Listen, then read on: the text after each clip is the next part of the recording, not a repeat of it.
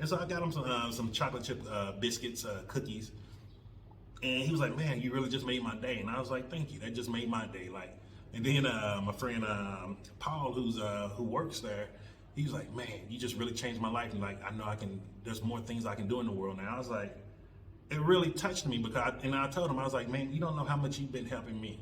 Like, just texting me some days, like, "Hey, how you doing, brother? Hope you're doing good." You know, a lot of people here are very loving, and they don't understand. And I don't let everybody know, "Hey, my wife passed away," blah blah blah.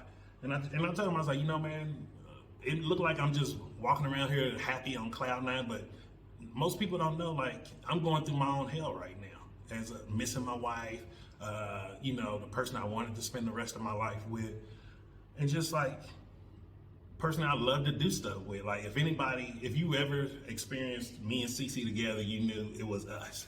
It can be a room full of people, and it's just gonna be me and her together, just talking, laughing in our own little world. And I missed that.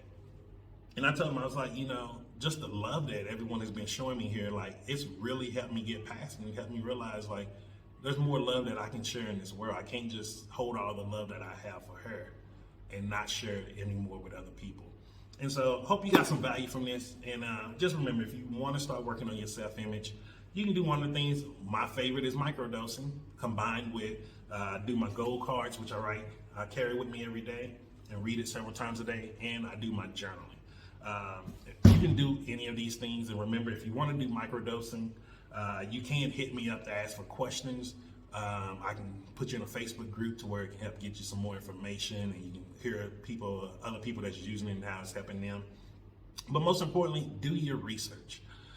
If you have any questions for us, what books to read about microdosing, which people to follow, definitely reach out and let me know, because I will share that information with you.